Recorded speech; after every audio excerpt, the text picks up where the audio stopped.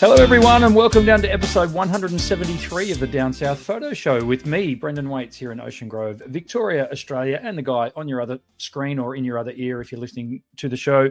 It's Cam Blake in Hobart, Tasmania, Australia. Hello, Cam. Good to be back in the studios. Yes, it is nice to be back in the warmth of the studio without people crashing in and halfway through our podcast. And well, that may still happen, but yeah, it's nice to be back at home in the office. And yeah, we're not next to each other this time. We're a good few hundred kilometers away now. That's true, and it was. I have to apologise for the audio quality on the episode. It's safe to say that was cobbled together while we were out scouting Kangaroo Island, and the Wi-Fi that I had, there could have been one or two beers consumed while I was editing that as well. And the Wi-Fi that I had to upload was appalling. But hey, first world problems. At least we had Wi-Fi. Yeah, we had Wi-Fi. I was on the couch watching the footy while you were working, so I had nothing to do with it. So nothing to do with me. So, and it was a good game for you to watch too. It was a good game. Hawthorn got up. Yeah, so far so good. It's not a footy show, but going all right so far. Very, very big week for my mob as well. But anyway, yeah. It's not a footy show. Yes. Thank you for everyone who has followed the show, subscribed to this point in our journey. It's been loads of fun. Thanks for sharing it all around the place, inviting people to come and check us out. We know that we have picked up a few listeners thanks to Glyn's podcast over at Shutters Inc. Had a comment the other day that they've come on board. That guy who's actually co-hosted the show twice. Does anyone actually listen to that show? Obviously, one person does. I think they've done 8.7 trillion episodes, so hopefully someone does. With an average listenership of about 3. It's pretty good. I have no idea. They probably get way more than we do, to be perfectly honest. Hey, yes. What happened to the podcast between Matt Crummins and Tom Putt? What happened to that? I have no idea. You'd have to ask them that. It just fell off the face of the earth, that podcast. Did. Yeah. It wasn't good, but at least I was trying to be consistent. But now it's just disappeared.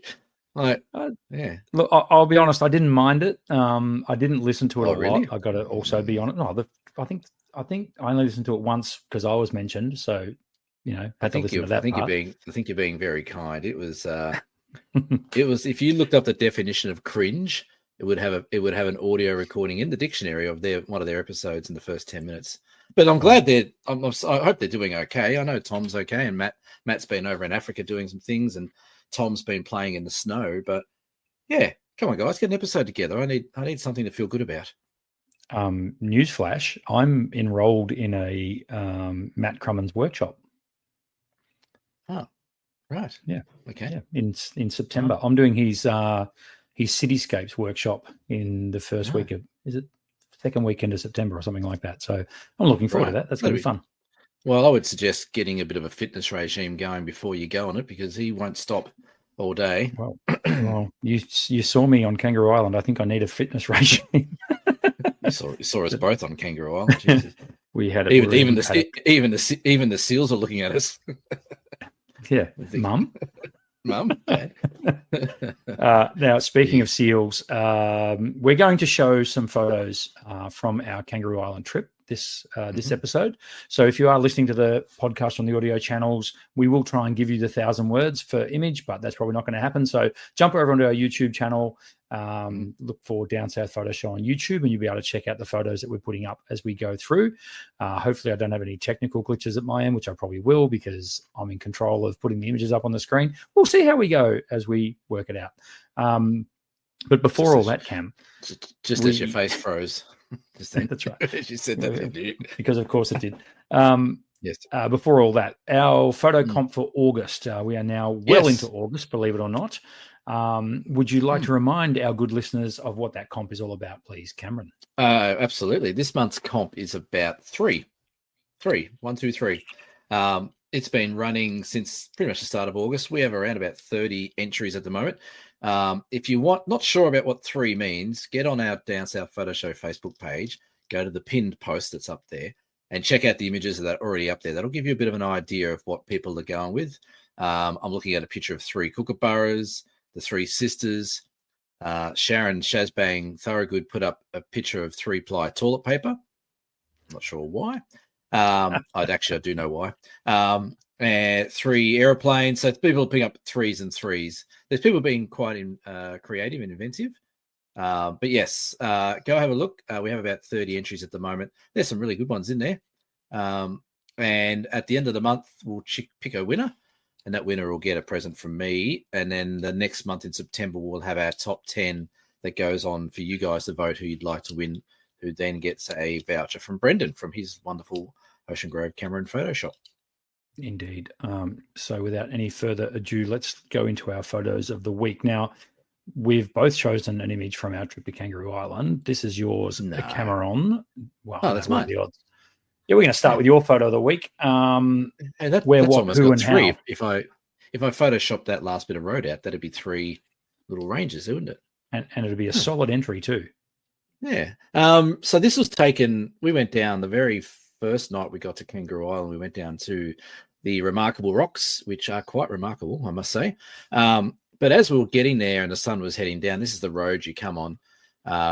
We both looked at back and we thought, oh, that looks cool. The sun was sort of coming over the roads and just the waves of the road and the mountain, a bit of sea spray down in that sort of front left-hand side, create a bit of atmosphere. But it was a bit too easy to shoot this one with a long lens because it just looked like that out of camera pretty much. So, but it just gave a bit of a good indication of when to maybe use those longer lenses in landscape photography when you've got scenes that are miles away.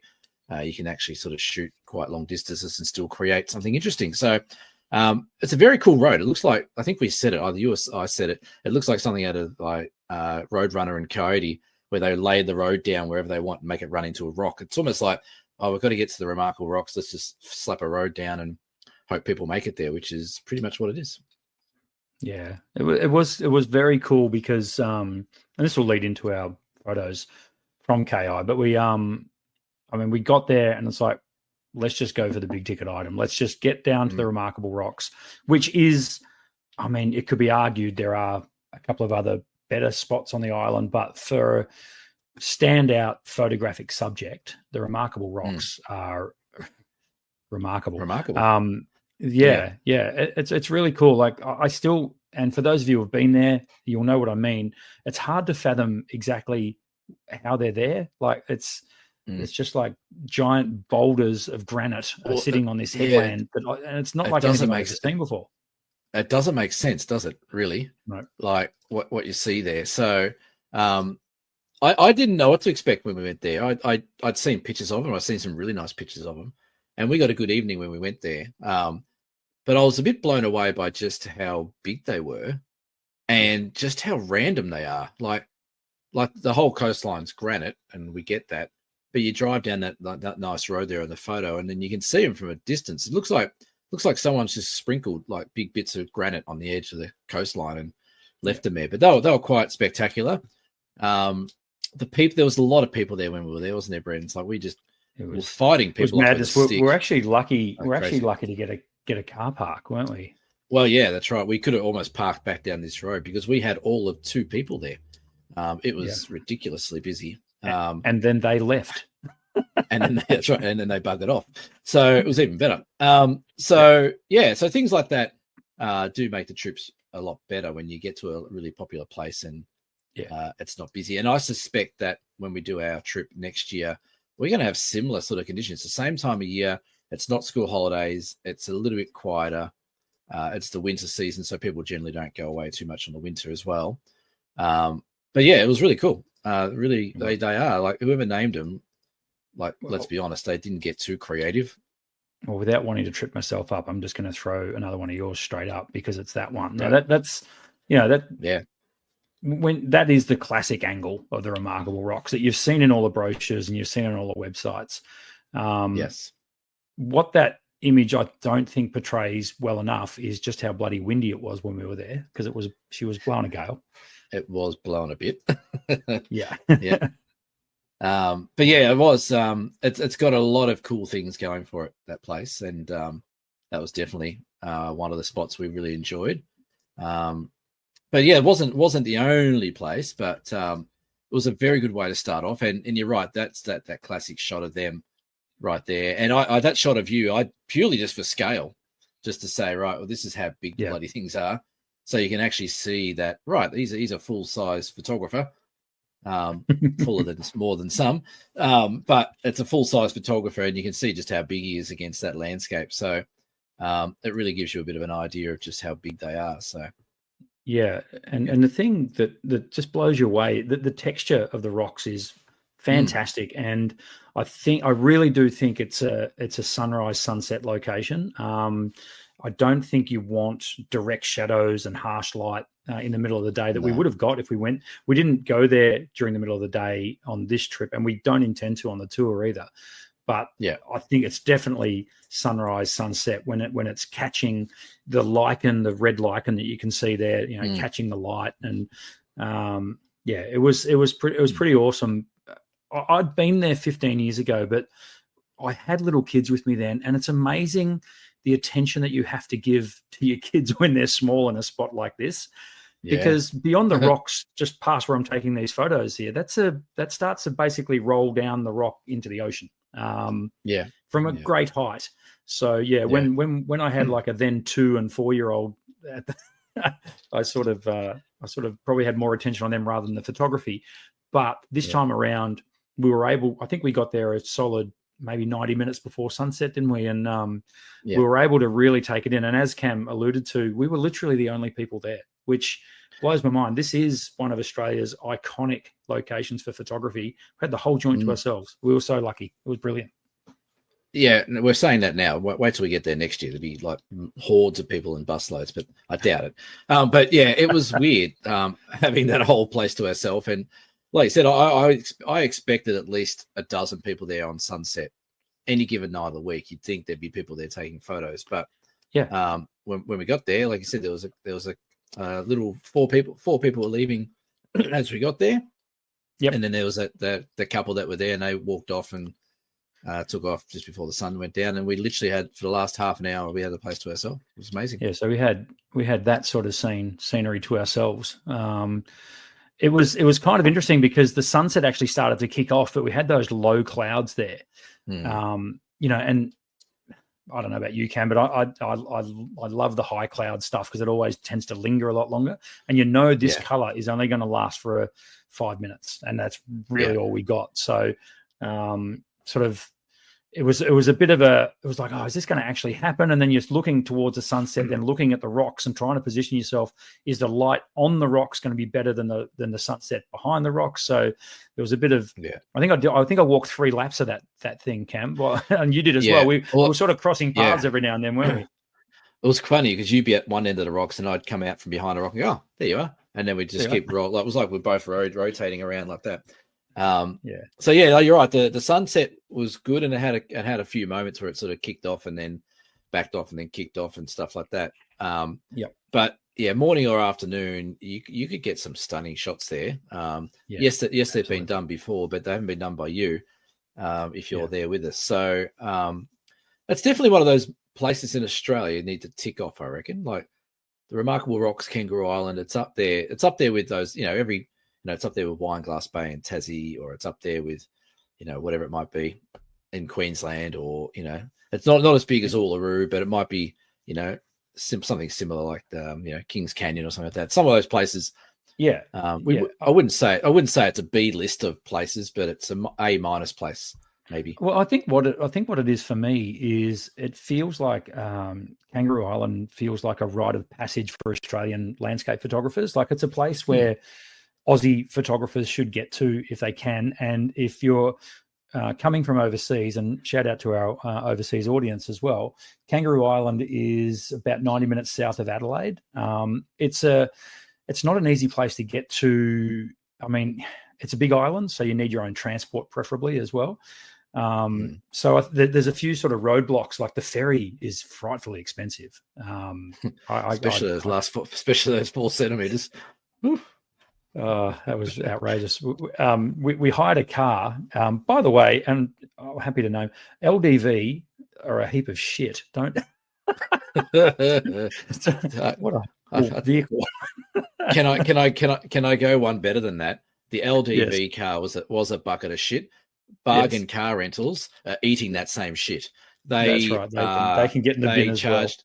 They charged you a cleaning fee because we've been off road. We said, well, we've just been on Kangaroo Island. Well, there's a bit of mud underneath. We're gonna have to clean that. That's an extra $58. So, budget car rental, you can kiss behinds and eat a bag of those things. But that LDV car, boy, that was God. It felt like that was not road. It felt like it was made out of Meccano. It was shit. There's no other words. Like, you could say it was a bad car, poorly. No, it was just shit. Yeah, it was horrible. Don't ever rent one of those. Anyway, that's another story. But don't buy one. Don't rent you one. Don't buy one. No, true. Where I was getting at with that story was, it's a place. Kangaroo Island's a place you need at least 3 or 4 days on the island. So it's not like, in some cases like the 12 Apostles, you can do a day trip out of Melbourne for that.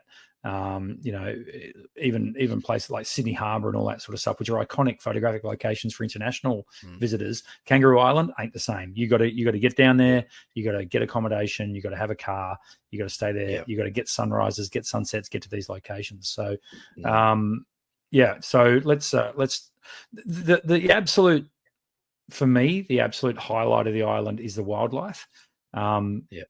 These guys were absolutely phenomenal. The access that we had, even the wildlife you drove past. What was that? The eagles.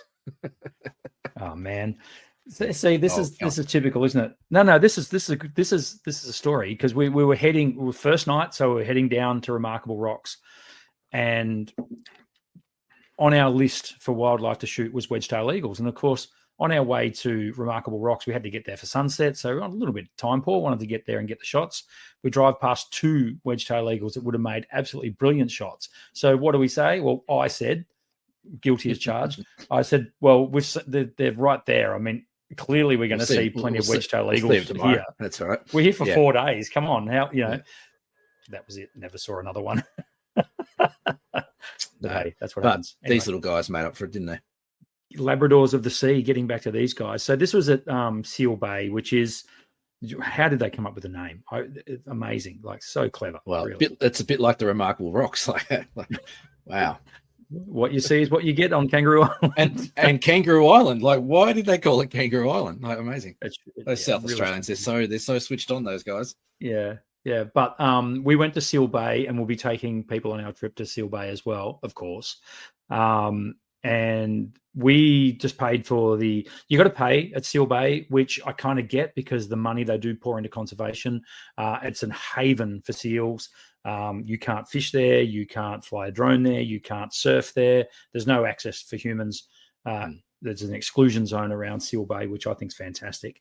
But they have a boardwalk, and you can walk down literally above the seals as they're lazing around in the sand dunes. And Cam, how many seals do you reckon we saw? 30-ish, something like that? Yeah, I would say it was 30 or 40, that's for sure. Yeah. And it's really only like the whole region of Seal Bay where you can access, it'd be no bigger than a MCG. Like, it's pretty small area where it is. The ground size, like for that, there's seals everywhere. And they were coming in out of the ocean, so we probably saw 50 different sets of seals, but out they go and in they come. Yeah. So for those of you who want to know, I shot this with the Tamron 150-500. Yeah, 150-500 on the new Nikon Z5 Mark II, which we'll talk a bit more about later on. Maximum zoom on this guy. But, I mean, I used maximum zoom, but this guy was only probably, I want to say, 10, 15 meters away, if that, straight from the boardwalk as he was coming up the sand dunes. Not long been out in the water, as you can see, still pretty wet. And if you look very closely in his eye, you can see a reflection of the boardwalk that we're standing on. Nice. So you see just how close we got there. So yeah, very, very cool. I couldn't get, well, you and I both, we couldn't get enough of it, because you don't get that kind of access to seals just anywhere. You mentioned Bruny Island. When we're on the cruise at Bruny Island, you do, but you're on a moving boat, and that can be tricky. Yeah. Here, it's fish in a barrel. Like, you just take your pick, and surprise, surprise, I did like 1,000 frames because it wasn't hard. Yes, you shot a lot of frames there, didn't you? You went a little bit crazy there. You went. Well, oh my God, I had my new toy. And I wanted to see what it was capable of, and I found out. It's pretty capable. Yeah. I was happy. You found out that it can fill up memory cards real quick. Did I what? Yeah. I did. Actually, I think that day wasn't too bad. It was the next day when I forgot to get rid of all my seal photos and dump them onto my hard drive. That's when I was having trouble. And of course, you had that spare memory card in your bag, ready to go. The break open, and certainly did. There you go. That's how I roll. That's just how I roll. Can I throw up some more wildlife of yours, Cameron? Yeah, sure thing. I sent you a few more on Facebook message. Thank you. I want you to, you run out. If you don't mind, this next shot, it's this one. Can you walk people through this shot like bit by bit? Because what a cracker. There's not, how much do you want me to crap on? Well, so I just think it's a great shot. No, we were down. We had one sunset where we're like, oh, we're sort of at the wrong end of the island because we're doing some other things, but it's good to be up here because when you look at other options for sunrises and sunsets and stuff like that. So we went down to Reeves, I think it was Reeves Bay or Reeves Park out of Kingscote. Yeah, Reeves Park, I think it's called. Yeah, Reeves Park. So just around the corner from there, and we had a nice little sunset going on. We had some nice little boats and a jetty and lots of seagulls and other pelicans and stuff hanging around. So this one really was surprisingly quite easy. I know I'm sort of underplaying it a bit, but we had this big gull. He was sitting on like a big, I don't even know what it was, like a billboard, or it might have been one of those fishing guide I think it was like the emergency warning sign or something, wasn't it? Yeah, something like that. It was just on a box there. And I only had a 70 to 200 on me for that trip, so it wasn't taken with anything big. So he was relatively close, but he kept looking out to the sunset where we were looking. So he's looking out to the sunset. And I took a couple of shots of him, maybe 2 or 3 before this, but I just noticed that if he looks the right way, he's going to get that glint in his eye of the sunset. So I literally just waited. You asked if I'd used any bird tracking or any eye tracking or anything like that. This was taken on the Leica SL3, which has some sort of animal detect, but I just had it on single spot focusing, and I just lined that up on his eye and pressed a button. And I think the light and the conditions pretty much did most of the work there because it was perfect lighting. Yeah. And he just happens to have a nice little glint in his eye. So yeah, it looks for all the world like a studio shot. Yeah. He's all, but that's the thing. Like that's something that people maybe don't realize is that, you know, we do landscape photography when we're looking for that really nice light, as Glenn Lavender can attest, just find the light and put people in it. And that's what pretty much did here. Found this gull, or he found us. And it's just a matter of waiting for him. You know, they were looking around for a feed. It was just a matter of him looking in the right direction out towards that sunset. And I could see his eye was going to sort of light up. And then I think I shot that at f2.8 on his eye, and he's probably a bit soft on the beak. He's probably a bit soft on the front side, but it sort of blurred out the background, which is nice. Yeah, for sure.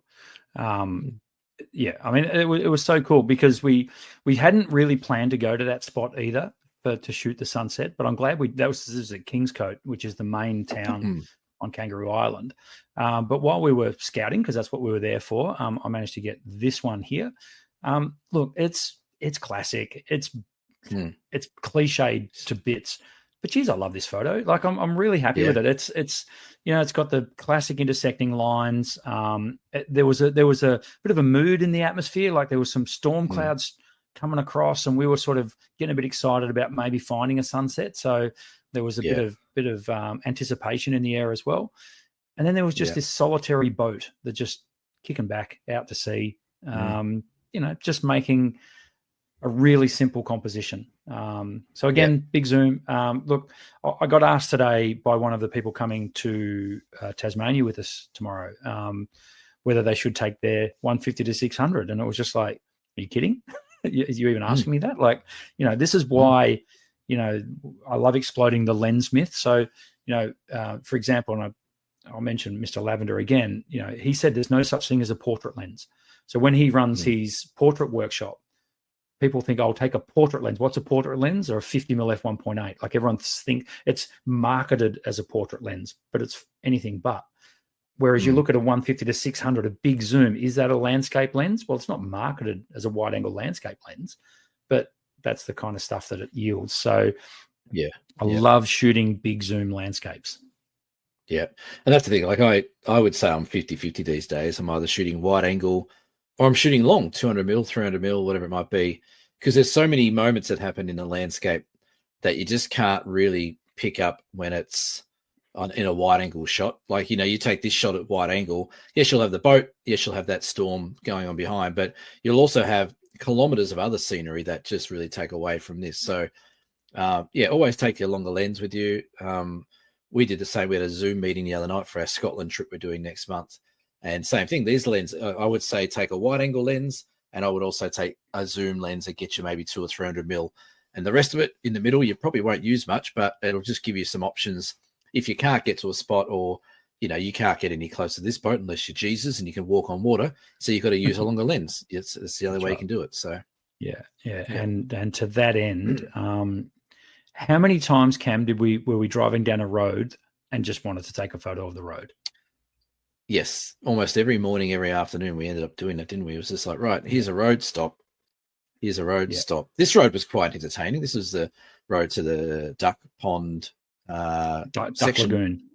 Duck Lagoon. But it was a bit, we tried to go there in the morning and it was just a bit washed out, and we didn't trust the LDV, did we? And rightly so, because it was a bucket of shit. It was a bucket of shit.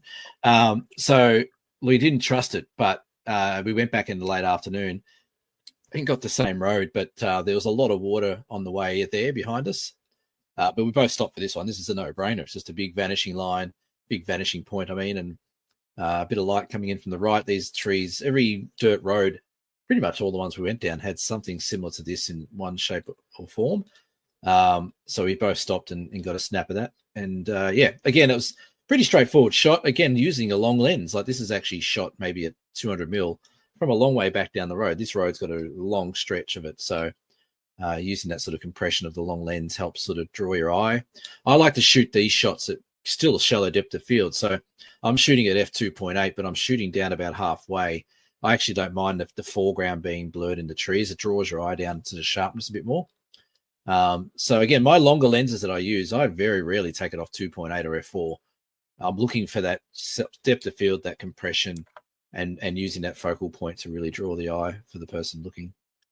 Yeah, I mean, and these roads were endless. And we had opportunity basically as soon as we got off the ferry. We saw that road. I mean, there were sealed roads, there was dirt roads, and how cool was it as we were going from place to place? We'd come across these roads in, as you mentioned, in all the different lights. Like, that's what I found really cool, and I'm optimistic and hopeful that that'll happen when we're on the tour as well. We'll get an opportunity to shoot one or two of these in the golden light, so you can see on the right hand side of this shot. It's better lit. It was, the sun was out to the right, but you can imagine that at golden hour, like all that lighting up like a golden tunnel. So I'm an kind early of morning, excited about that. Early morning with a bit of fog or something like that would be really cool. Yeah, it's going to be moody, and which we like a bit of mood. So, these roads were really, really cool all around the place. Let's chuck up another one. Should I put up another seal photo? Why not? This was also a Seal Bay. Have you only shown seal shots? Oh, you got one. Remarkable rocks. That's okay. Don't worry, I've got another seal one up my sleeve after this one as well. But I mean, this is you coming out of the shower, isn't it? Pretty much. It was cool because here we were in a fantastic new location to both of us, shooting subjects we don't normally get to shoot, both with new toys. I think that was almost a perfect storm for me, and that's why I ended up doing so many frames. But a frame like this only literally happened for this split second, because the seals, although they get in and out of the water pretty quickly, they don't linger in the wave breaking zone very long. It's almost like they're vulnerable there, so they bail and get up out of the breakers. They're either in the ocean swimming or they're out. So to get a wave sort of breaking over a seal like this was pretty cool. I just wanted to try out, the super high shutter speed. I think this was 1/2000th of a second. I love this kind of photography when I shoot surf in particular, but getting a seal doing that was pretty cool. Yeah. There's some good moments where you're right, they were in and out pretty quick, and I would be too with these great white sharks hanging around off the coast there.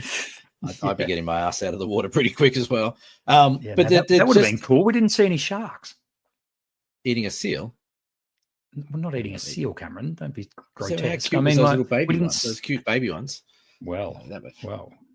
Yes. What I found was really cool at that Seal Bay spot was just watching evolution, or how animals are made and how they're built and how we're built. We're built to survive and thrive in our environments, and these guys are built for swimming. They're built for speed when they get in the water. They're built for getting around. Like even though getting down to they were just rolling. Like they just took the complete fat man approach and went, I can't be bothered walking down the sand dune. I'm just going to roll down, and it works. But I thought it was really amazing just watching how the seals behave and the I guess the tools they have to do what they do. You know, they got the flippers and their seal fur, obviously slicks back in the water, and they got the whiskers to see what's going on. Like they're an amazing creature, but it was a really good opportunity to sit there and just study what they do. Like there was quite a lot of babies and mothers, and the babies were suckling and things like that. Even one moment I noticed one of the mothers was trying to get down to the beach, and she was rolling, but she'd roll over and have the teats hanging out. So the baby would come down and drink more, and then she'd roll a bit further and the baby would drink more. Like that stuff really intrigues me, how it all works, but it was very cool. It was fascinating, wasn't it? Right? And as you say, watching them sort of lay on the top of a sand dune, stretch out, and then all of a sudden they're just rolling down, just using gravity to their advantage to get down to the sand. It was pretty funny. You mentioned the baby seals. Now, this shot here, which you may have to get close to your screen, people, but there is a baby seal right in the sort of you can see the bird on the rock. If you look just south of him, you can see in the shadows there's a little baby seal. This is one of Cam's shots at Admiral's Arch. Now, what was your first impressions when you came around that corner, Cam, and saw Admiral's Arch? I'm like, Jesus, look at the crowd. How are we going to run a workshop here? Once again, that's right. We were the only people there. We were the only people there at one of the probably top 3 attractions of Kangaroo Island. It was amazing. That was I came around the corner and instantly got ideas in my head, instantly compositions, instantly could see the color tones of the rocks and the waves crashing and the sort of stormy clouds out the back. I instantly sort of got this sort of shot in my mind, like that sort of side shot of a cave and with the coastline running there.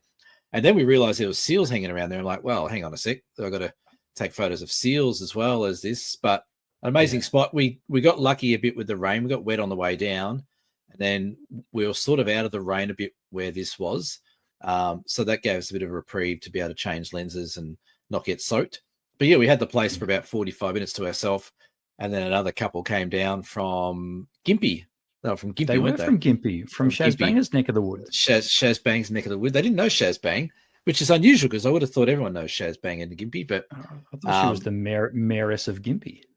Mayoress of Gympie. I don't know, she might be.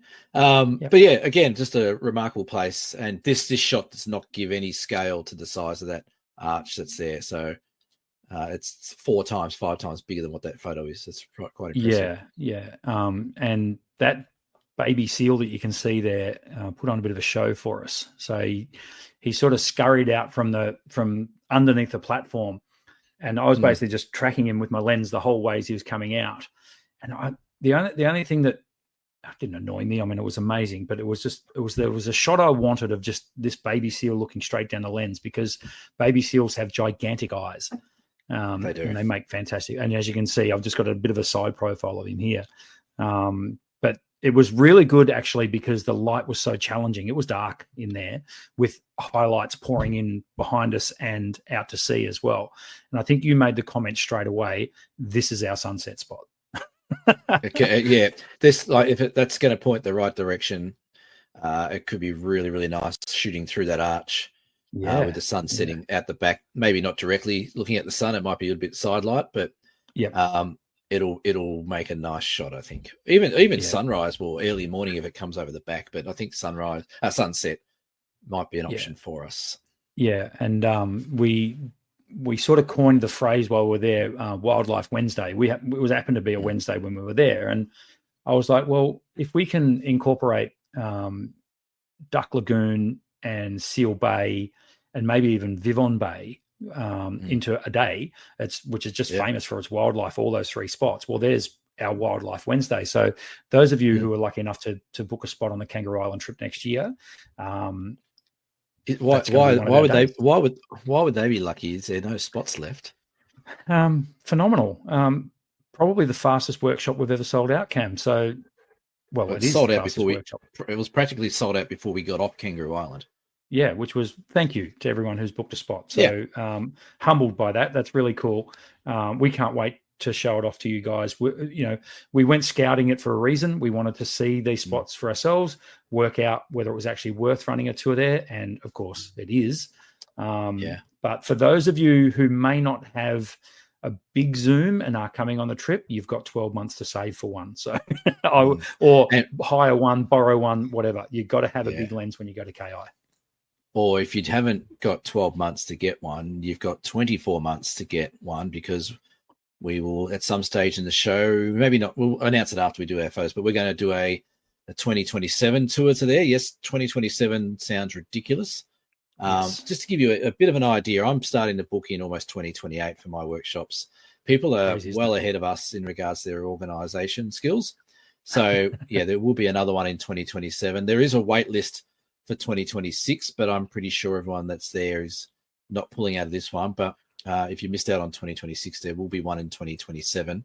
And I would highly recommend chucking a deposit down to lock your spot in for that, because you don't want to get disappointed and you don't get to go there. We might not do 2028 and you miss all the fun. Yeah, that's right. Remarkable that we're able to sell that out when we did. So again, thank you to everyone who's booked a spot, but also it was so cool because we went to the accommodation. We went to where we're going to be staying, which we'll do, I guess. It was pretty cool. We got to check out the ferry. We got to check out all the places where we're going to be able to eat and things like that. One thing that was very sad about 4 years ago was the big fires that happened on Kangaroo Island.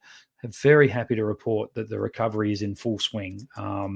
In fact, if you didn't know about the fires, you probably would be forgiven for not even realizing that there was a pretty catastrophic fire on Kangaroo Island about 4 or 5 years ago that leveled a lot of the national park. All of the infrastructure in the national park was torched, all the parks offices, all the accommodation that was there. So everything that is there now is brand spanking new. And how impressive, Cam, was the visitor centre? Yeah, the visitor centre it smelt new. It's only been open a couple of weeks, I think. But I wouldn't have known. Like, we saw a couple of little burnt out sections, or not burnt out, just dead tree type of things. But everything was regrowing, and you wouldn't know there'd been a massive fire gone through there. But it was pretty cool to be able to see that it's all recovered. But all the infrastructure is good, all the platforms are good, all the boardwalks are really good. It's nice and easy to get around. There's a couple of steps here and there, but it wasn't anything out of control, which makes it a bit easier to run trips there as well. So, who's this guy? Yeah. So this is one of your shots, Cam. Was this with the big white Olympus? Yes, I believe it was. Yeah, nice. Well, maybe it was. So we found it was funny because I got tipped off about Duck Lagoon from a client of mine. Shout out to Dawn, who watches the show. And she said when they were there in November, she literally used the phrase thousands of koalas.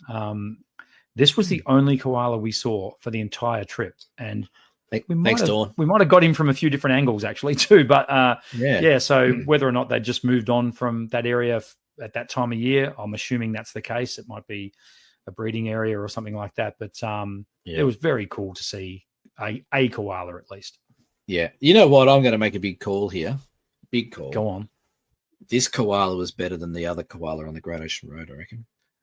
This one looks fresher. He looks more like a koala. Yeah, he's had a shower and had a shave, and he's not hungover full of chlamydia, I don't think. He looks pretty good. Where the one on the Great Ocean Road. Yeah. Well, they were just hanging on for dear life, I think, because that wind was so strong on the trip. Yeah, it was really windy, wasn't it? So they were sort of sheltering themselves and hunkered down, whereas this guy was like kicking back. The sun came out, got those big fluffy ears kicking on. So that's right. He was having a great time. Couple more images to show you. This was I'm going to get this wrong. Red Bank. Red Bank. Yep. Yeah. Red Bank. We were kind of tipped off. We were, as you say, when you're on the island, you want to try and get to as many places as you possibly can to give ourselves options. Yeah. And we saw this, and we were a bit iffy about going there. Geez, I'm glad we did. It was a good spot for two reasons. One, it's a great spot. Two, we got the color. Like the sunset came and lit the whole joint up, and then the color just lingered into blue hour. So that was a lot of fun. Yeah. That's also with the Z5 II, but this time using an actual landscape lens, which is that one right there. That's the Tamron 16 to 30 f2.8. That was good fun. I enjoyed that. I used a variable ND filter on the front to slow things down a bit and could have waited a bit longer and got a bit darker, but I don't know if the color would have been any better as the night went on. The full moon came out as well, so that was pretty cool. It did. Now, I had an email from the South Australian Department of Water Affairs and Environmental things. They want to know how your feet are, if your feet have grown any extra toes or anything from, because you stood in the water to take a photo a bit before this, which we got. I think I shared a video, I posted a picture of you online. But there's obviously a bit of an algae problem going on around South Australia at the moment. There is, and there is. They are recommending you that you don't go in the water, but not you. Yeah. You went in and. There was also a great big sign at Zion National Park in the States saying not to go in the water, and I actually didn't even see that sign and just swam and went, and got completely submerged in that water. And I think took a mouthful. Everything. Yeah, I think I'm okay. I mean, that's getting on to 12 months. Well, it's 9-10 months later, and I'm still here. So I think the algal water hadn't reached Kangaroo Island, so I was okay there. Yeah. So where are you going to get poison next? What's your next trip? That Tarkine. That's right. We could put you into the sinkhole. That'll be fine. All right, I'm in. We'll go in there. Just in case you hadn't seen the remarkable rocks enough. There's another one of yours, Cam. Yeah. That's again just there's so many of the variances that you can shoot at these rocks. Like you could easily spend a couple of hours just doing laps like we did of finding different compositions and different angles and different time of days and different light and things like that. So. Made for a really good spot to take lots of shots at. So, and the granite works really well. It's had some scars. They look like petrified kangaroo prints. I actually think they're dinosaur prints, to be perfectly honest. But how silly of course they are. Yeah. So, I think it was a. Do you think he saw us? So yeah, it's got lots of great spots, and they're. It must have been like Kangaroo Island's great, but their naming's pretty boring. Come on, like they're remarkable, and they are. There's nothing else you can really say. We hunted a bit for this location as well. We knew it was there. I was tipped off by my client, and you also found it.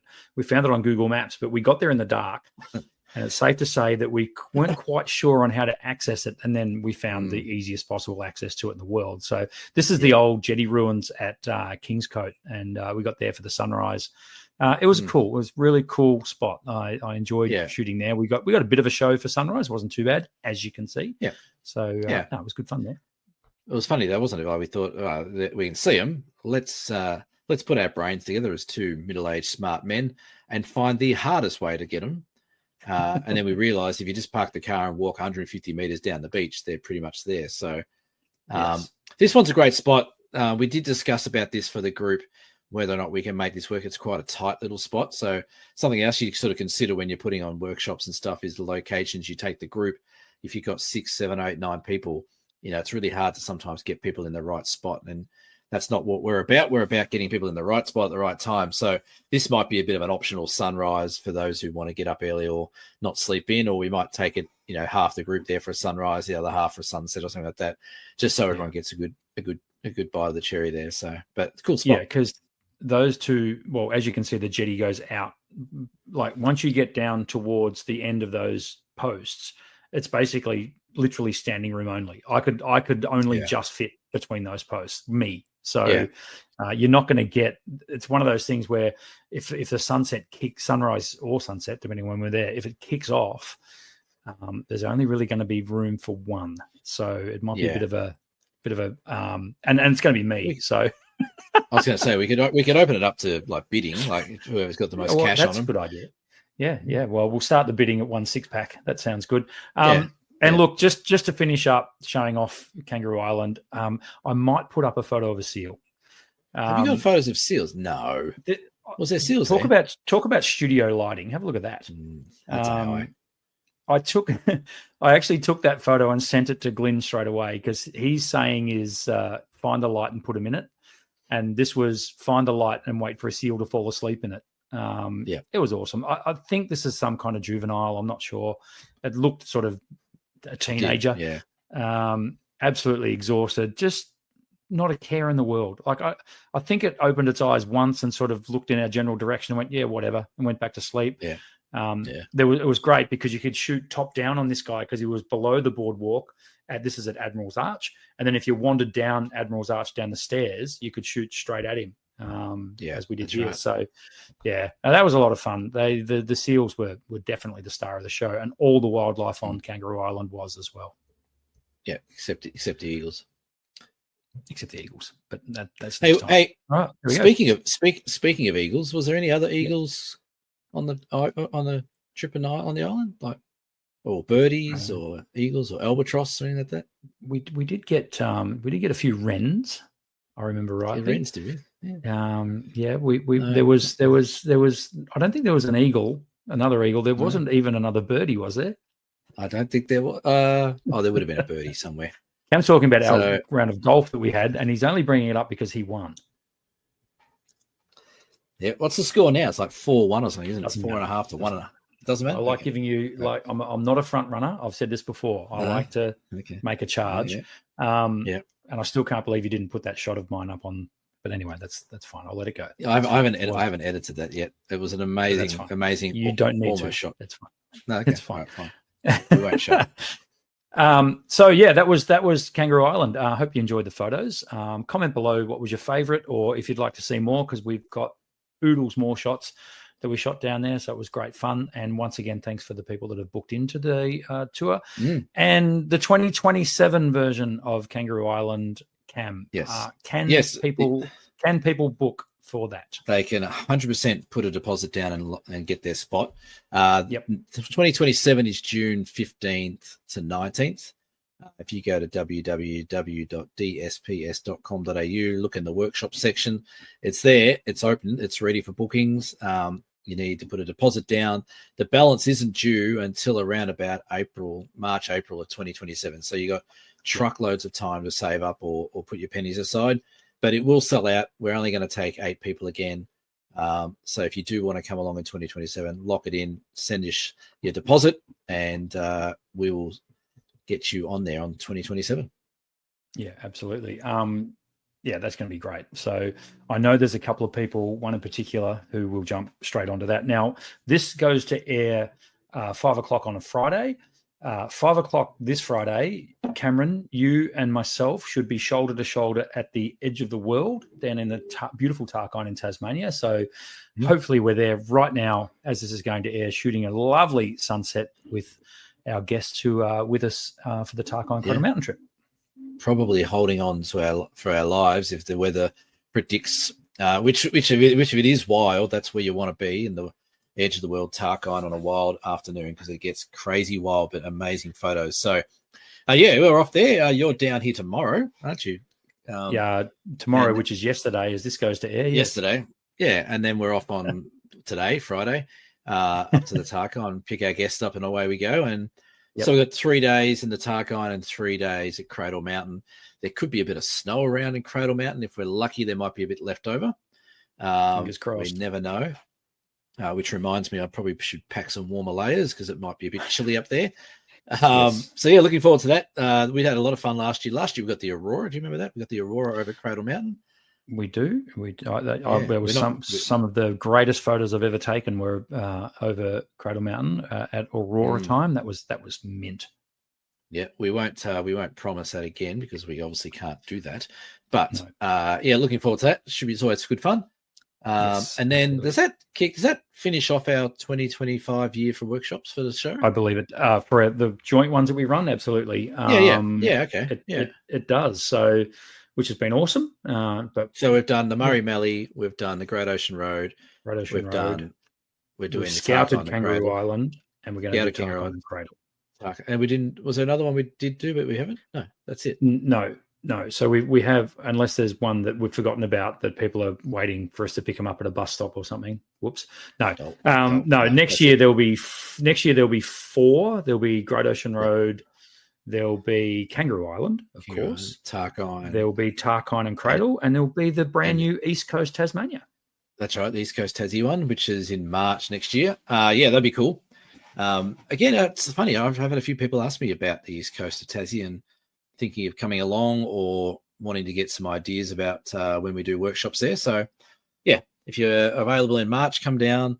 More red rocks, more lichened, more amazing beaches and coastal scenes. But what people don't realize up there on the East Coast is there's some really very, very good forests and waterfalls just inland about 45 minutes, which also we will visit.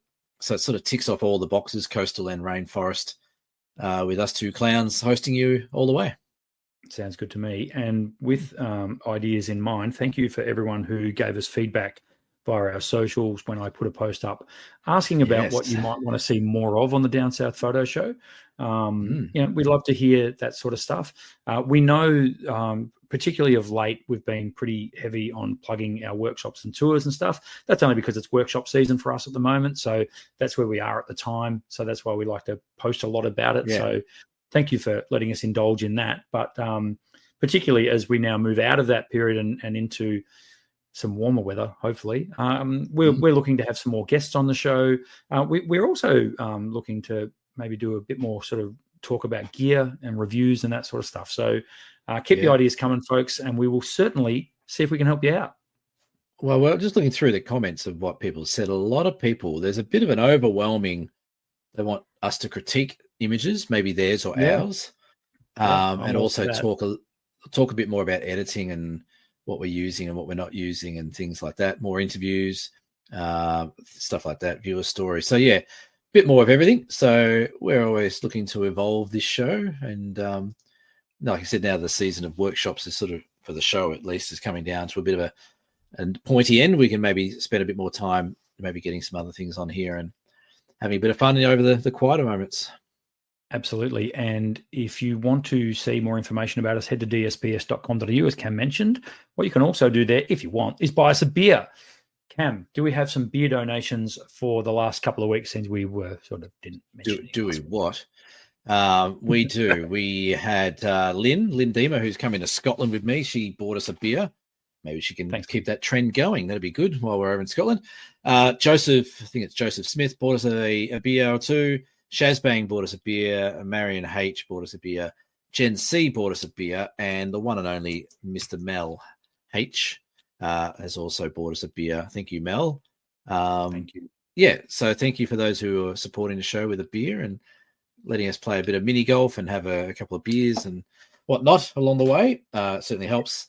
For example, we've set up a new email address too for our show, which we've done this week. Yeah, remember? So instead of sending your email to me, because I was the one that had to do it all, you can send it to contact@dsps.com.au, or any questions that come through the website will both go to both of us now, so we can get a bit of view on what you guys are wanting.